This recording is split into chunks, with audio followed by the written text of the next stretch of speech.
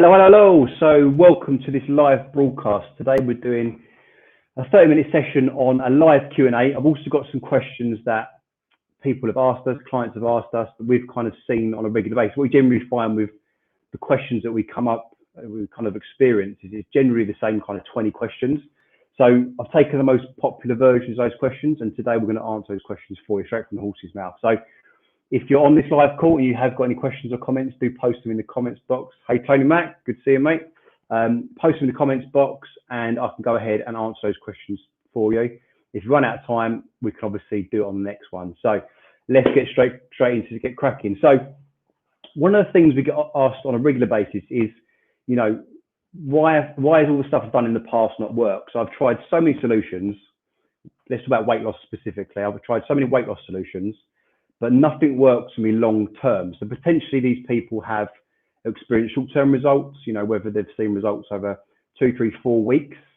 But unfortunately, kind of one or two things happen. Either they stop completely or they carry on with that solution and it just stops working long term. So there's a lot to be said for getting those short-term goals, but effectively we want to carry those results on for the rest of time.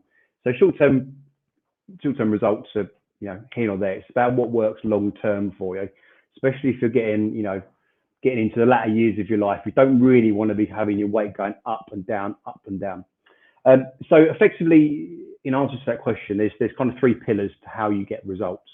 You've got accountability, training, and nutrition. Okay, and what we see with many programs that we experience that aren't our programs. Just to give you an example, hey Mark, just to give you an example. Let's try a protein diet, protein shake diet. So like a slim fast or, you know, any other version, we're just on protein shakes. Now, what that does, obviously it addresses the nutritional element where you're having a high protein shake 3-4 times a day. So you're increasing your protein, you're going to be reducing your calories and obviously reducing your carbohydrates. So you're going to get short-term results from that, you know, especially if you're someone that's, you know, inactive and sits down a lot. And potentially overeats on bad foods, it's just going to allow you to get that short-term hit of weight loss. And that probably works for, you know, maybe 2, 3, even 4 months potentially. But unfortunately, what then happens, because you haven't addressed these other 2 pillars, the training and the accountability, is you don't then get, you know, that long-term sustainable result from it. It's just a quick fix. And again, you know, we talk to hundreds and hundreds of people, you know, on a monthly basis. And a lot of people say, I've tried, you know, to address my diet. I've eaten healthily. There's even people that we speak to that have had really good diet advice, but they're 3-4 months into it and it's starting to slow down, or they're just not getting results anymore. So it's really important that whatever program you go for, whatever solution that you use, it addresses these 3 pillars. So just to kind of bring it back to our program and why it's different to what 99% of the fitness industry provides as a weight loss solution. So one pillar is obviously the nutrition, which we look after, which is done through, you know, bespoke programs. So you're going to have a bespoke program written for you, and it's going to work around, you know, your family meal times. It's going to work around your travel. It's going to work around the fact that you're super busy. You know, you're always running around grabbing foods. So it's going to be something that's not only bespoke and tailored to you, but it's also going to be realistic. You know, we hear a lot of, you know, nutrition advice from personal trainers, and for want of a better phrase, it's crap. Because they say things like, you know, a client will say, I'm going out with clients or business associates on a Thursday, and we're going to this restaurant, what's your advice? And they'll be told, you know, don't drink anything, don't drink any alcohol, just have water, and, you know, just stick to vegetables and chicken.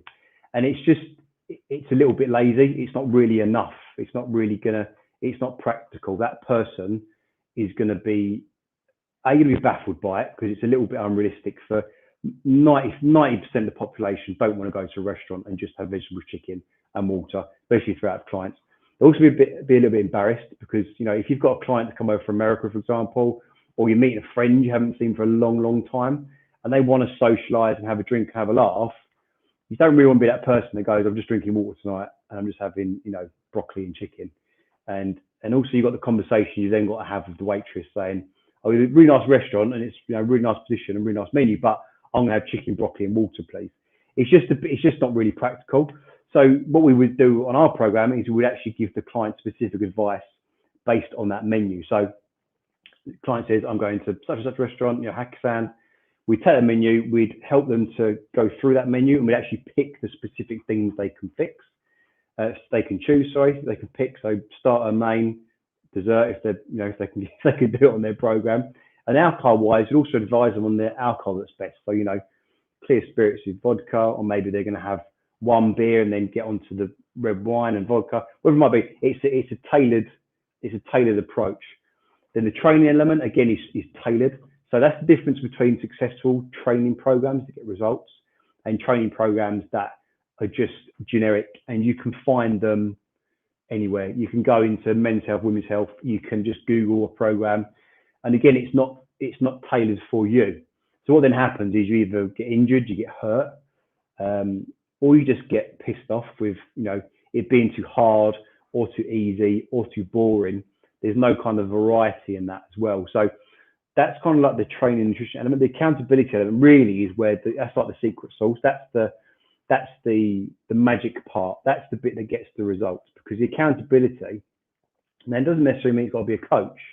It could be a training buddy, and you've got your own specific WhatsApp group where you communicate each other, you hold each other accountable. So I'm going to go for a run on Saturday. You both say it, and you both hold each other accountable. That's accountability.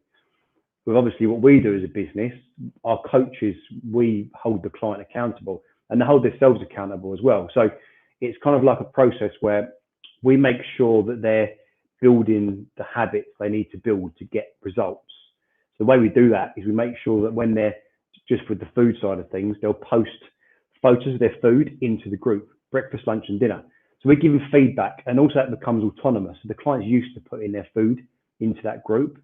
And what happens is slowly, they really start to kind of digest the nutritional information, so it's not too heavy, but also they're being held accountable. So when they're choosing their food, when they're going to the fridge or making whatever, they know that there's going to be us in the background looking at it, making sure it's right.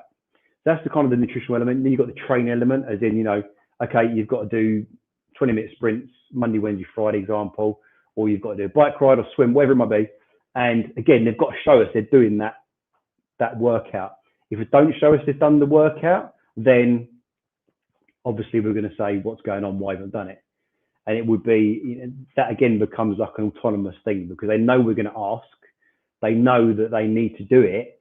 And it's kind of like this transactional thing where they're like, right, I need to put this in because the team's going to be asking me in a minute. And I feel bad because I want to get results.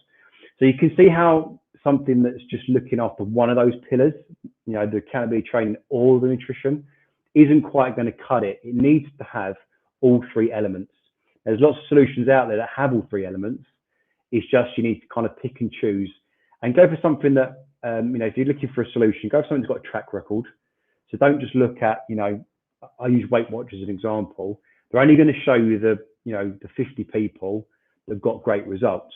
They're not going to probably show you them in 5 years' time or 2 years' time after they finish their program.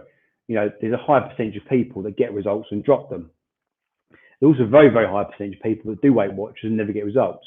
There's people that I know that have been doing Weight Watchers for probably 30, 35 years. Don't ask me how much I spent on it, but, it's a program that's designed for you to keep coming back. Now, what we do, again, it's results based. If we don't get results, you don't keep them, it just doesn't work for us. So it's all about getting a solution that has got a proven track record. So lots and lots of people over a prolonged period of time saying, yes, this works. Physical evidence showing you, body shape and weight loss, and actually showing you that it works. And also something that works for you, so that it needs to be, viable.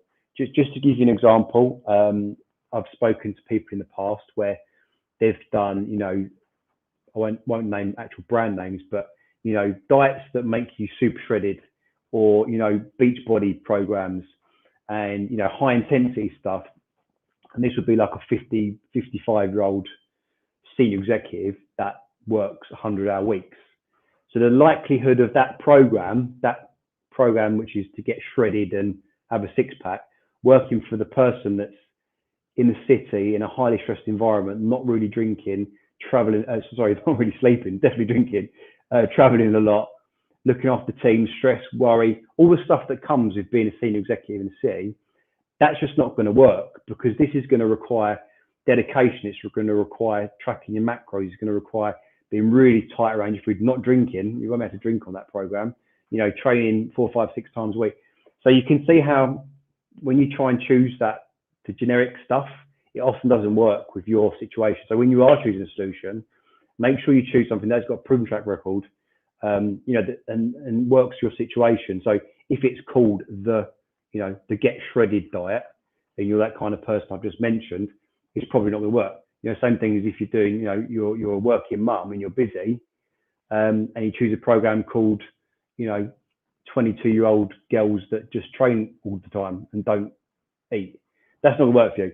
So it's very important whenever you read about a solution, make sure that it resonates with you, because generally you'll find, if what you're reading in front of you and the videos and the people you're hearing on those videos, they're like you, it's because that company's made a lot of time and effort in building that around your specific, type, your specific situation, your time constraints, responsibilities. So just make sure that, I think when you're trying to find a solution, it's about doing due diligence, right? A lot of people waste a lot of money on stuff that will never work for them.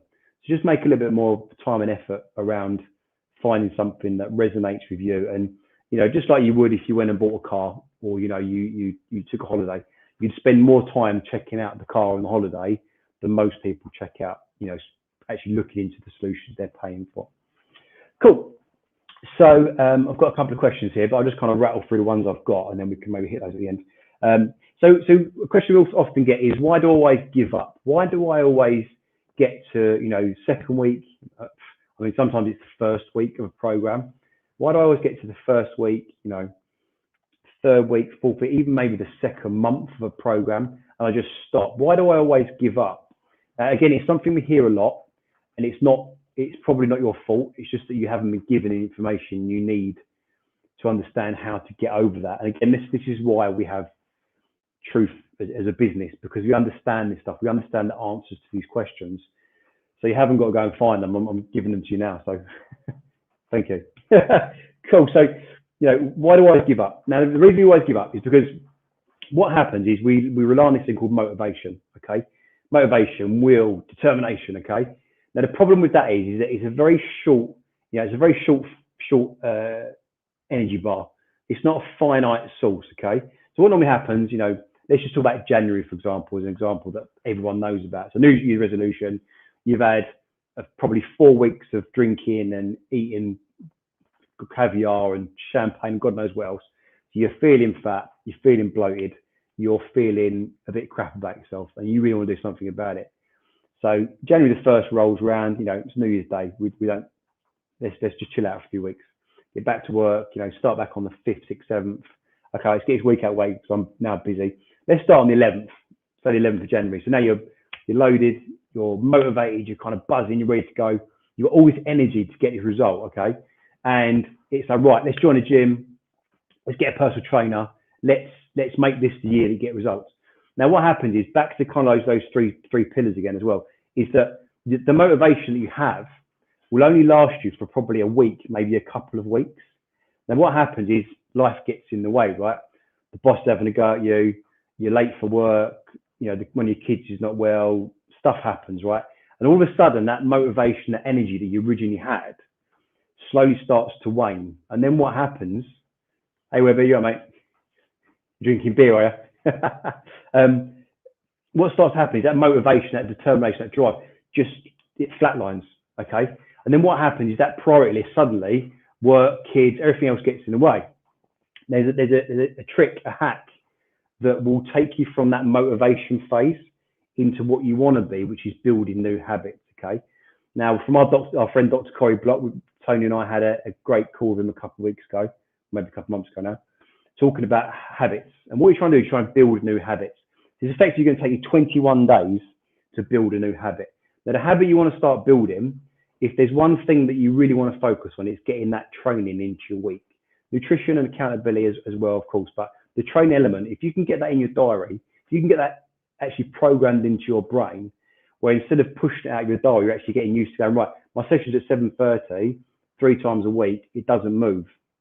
And that 21-day hack is what's going to take you from dropping off after 21 days or even 14 days or 28 days to actually building that habit into your psyche, into your psychology. So again, if it's 21 days, so 3 weeks effectively, you want to be building that by turning up 3 times a week without fail. And that means it doesn't move.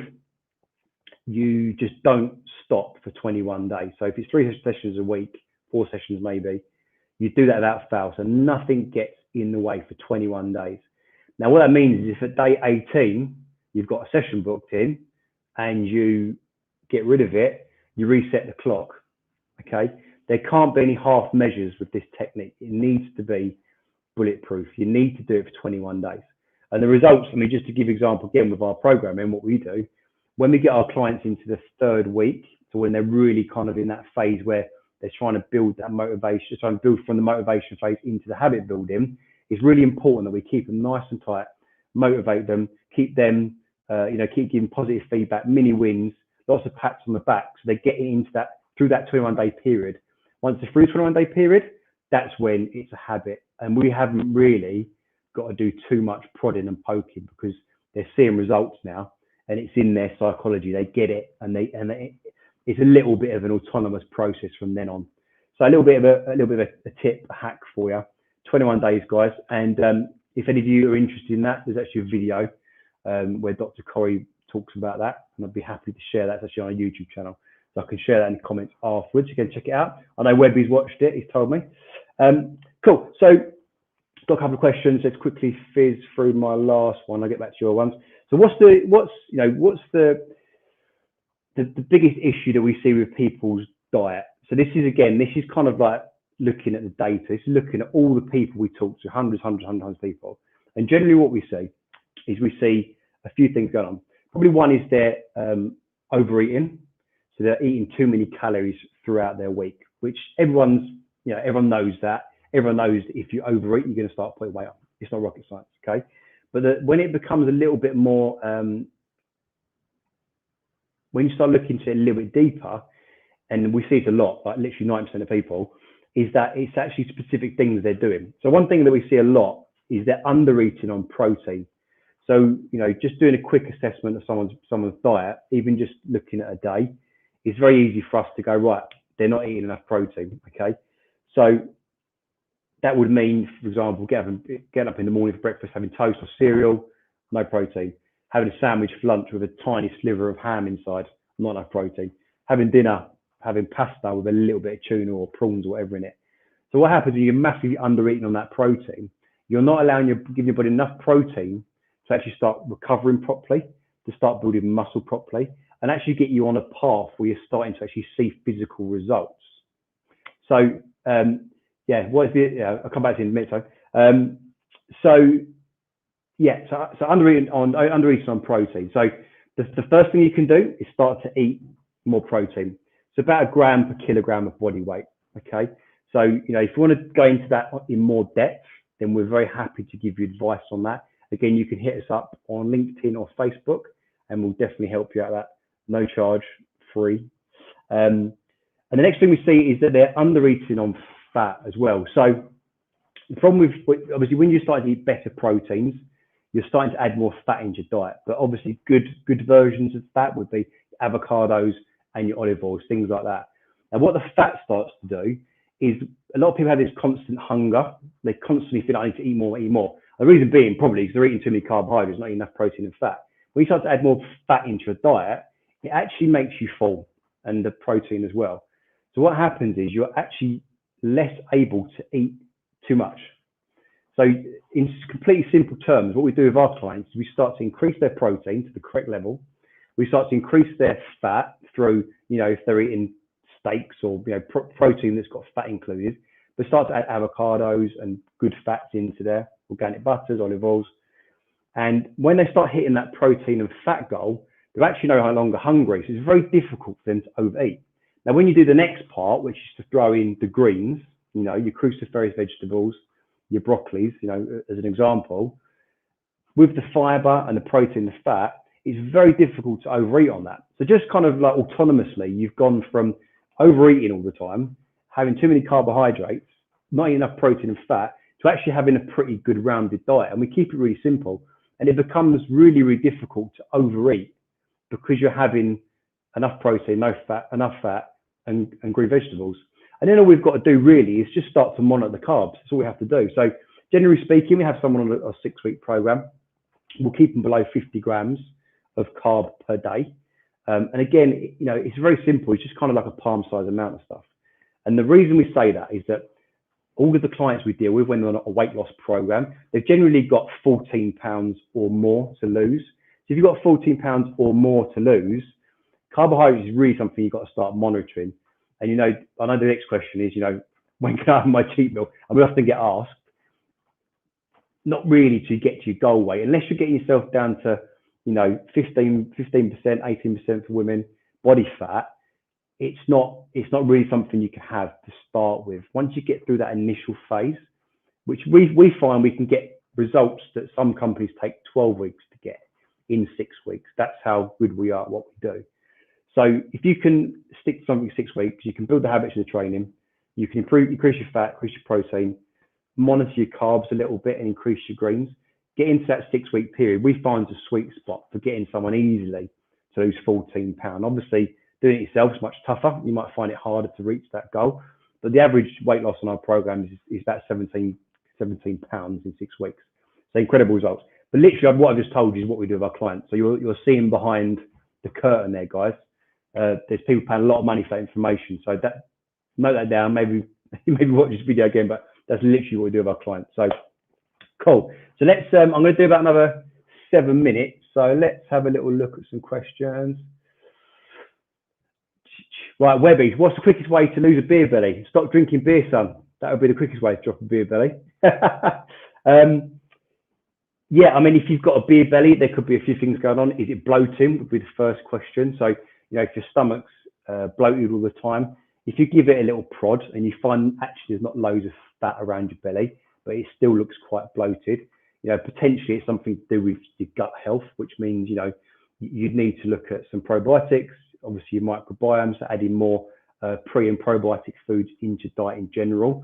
Also, I recommend, you know, getting yourself a food intolerance test. Now, we do food intolerance tests. You actually go on our website and buy one now, truthgym.com/shop, I think it is. The food intolerance test, what it's going to do, it's going to let you pinprick your finger, send it off to the lab, and they're going to look at your blood and test it against 133 different foods. Now, what it's going to do, it's going to tell you what's in your diet that's potentially causing this bloating. So, as an example, quite a lot of people have a gluten issue, maybe an issue with milk and dairy. So if you're having those two foods, okay, and it comes back from this blood test that you've got a strong reaction to it, chances are that bloating that you're having is down to the food that you're eating. Well, no, in fact, I know it is. It's either going to be the food you're eating or a gut issue. And if we can fix both those things, it's something that reverses pretty quickly. Obviously, all the stuff I just spoke about nutrition and tightening your nutrition up, that's going to help with the beer belly situation. Like I said, cutting the beer out. And also we find that, and it's a question I'm going to quickly run over in a second, is that the high intensity work, the fat burning, the stuff that's short and sharp but high intensity is what's going to get you results quicker. Cheers for that, mate. So just on to kind of the last question that we get asked a lot is like, you know, what mistakes am I making with my training, or what's the mistake we see most people making with their training? Now, I'd say most people I speak to, they probably do too much or they do too little. There's nothing really that's on the sweet spot. Now, what I mean by that is that some people spend, you know, say I've got to spend 2 hours in the gym 4 or 5 times a week. Okay. Now, what you're doing for 2 hours, I don't know, because that's a long time, unless you're a professional bodybuilder or, you know, a long distance runner that needs to do that amount of time. If you're someone that wants to lose weight and strip fat, it's just too long. There's a couple of reasons why. One reason is because it's just too long and you haven't got the time to do it. I mean, the idea of me going in the gym for 2 hours makes me want to blow my brains out. And this is my industry. This is what I do. I mean, 45 minutes for me is about right. I don't know how people spend 2 hours in the gym, but, you know. So you've got the time issue, like you can't even fit that in. Also, there's an intensity issue. but you can't work at high intensity for 2 hours. It's just not possible. If you did a session with one of our team, you're toast after 40, 45 minutes. Really, you've had enough, and that's really one of the biggest mistakes we see. People just doing too much and also doing the wrong stuff. So, going in the gym and spending an hour on the running machine. I mean, why you couldn't run outside for free, I don't know, but it's just not the right kind of training. If you're trying to lose weight, and you're trying to strip fat and build a better physique, you're much better off doing high intensity work. And what we do with our clients generally is we'll either give them some circuit work, which is like a high intensity circuit, which they can do at home, or if they've got, a runner or a bike or a rower, we give them high intensity work. So effectively all you're doing is you're doing, on, off, on, off. So just to give you an example, you go on the rowing machine, warm up for a couple of minutes, get yourself nice and warm, and you'll sprint flat out for 45 seconds, and then you'll slow down for 30 seconds. On 45, off for 30. And just keep going as far as you can. I mean, generally, if you can get to 10 of those, you're pretty fit. And also, if you can get to 10 of those and you just start, you're not doing it fast enough, because you should get to 5 or 6 and you're really puffing. That's an all-out maximal workout, okay? So if you're doing that, 3, 4, 5 times a week, just for 20 minutes, we find that strips fat really, really quickly. Now then, obviously, there's another conversation to be had about big muscle movements, your squats, your deadlifts, giant circuits, all that kind of stuff. That's a little more technical. But for the people that are looking for something that's safe, easy, and effective, the high intensity sprint work, definitely where I would take it. That's what we do with our clients, and it works absolutely wonders. And obviously, you've got the other end of the spectrum, people that just do too little. I mean, you haven't got to be that smart to understand that if you're not doing enough training, you're not going to lose weight. So if you are that kind of end of the spectrum and you're not doing anything, it just makes sense just to start lowering the barrier. What's stopping you from getting, taking the first step? What's stopping you from, getting up in the morning and walking for half an hour? What's stopping you? Well, probably it's because there's like a barrier in your brain. It's not that exciting or enjoyable. You're not going to get that much mental enjoyment from the idea of waking up at 6 in the morning when it's raining and cold and getting up and walking. I get it. It's not fun. However, if we can bring the barrier from you getting results, from you going out walking daily, to you just getting your trainers on, to you getting out of bed and doing it, we can start making it a little bit easier for you to start building those habits and start making it happen. So just to give you an example, let's say on Monday, you say, right, this is the week, I'm going to start taking action, I'm going to start moving my body.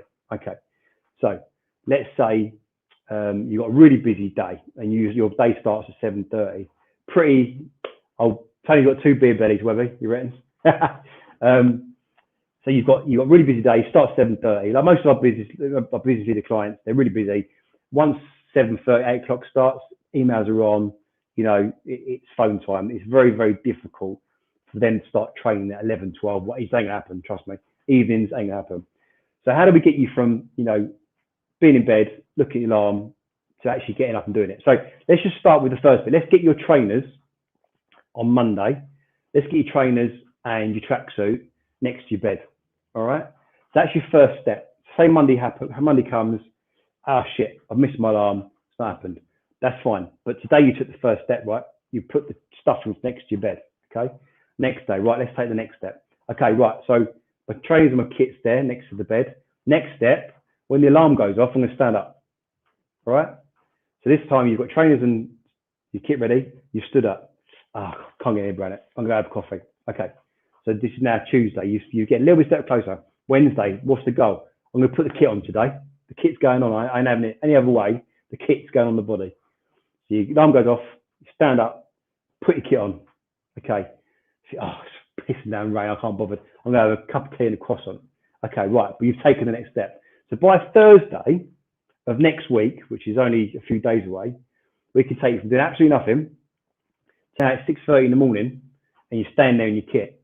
What's the next step? Walk downstairs. And who knows, by Friday, we can even have you open the door up. So it sounds a little bit, I don't know, maybe silly, but it's how you start to break down that barrier between you getting results, even just taking the first step. You've got to lower the barrier a little bit. And what happens is your brain starts to give you a little pat on the back saying, brilliant. You know, you've got your kit on today, brilliant. You're at the front door today. Oh, blimey, okay, it's Friday. I've just done a half an hour walk. I feel really good. And then what happens again with them into that habit building cycle? All right. So I think you've got lots of information there, guys. I've actually quite enjoyed doing this and a little bit of banter going in the background, which is great. So I'll stop it there. If you have got any other questions, I think maybe we'll do this again next week because it seems like quite a good little feature. Maybe we'll get the one and only Antonio MacArthur on the next one. Who knows? Or maybe even Craig. That'll be a long one. And yeah, it's maybe the next Friday. Any questions you got, guys? Ping them over. Facebook, LinkedIn, even YouTube. Obviously, email as well. Cameron@truthgym.com. And yeah, what I'll do in the comments below this, I'll also stick that video I spoke about, which Dr. Corey and me and Tony did a couple of months ago. Right, cheers, guys. Have a good Friday and see you later.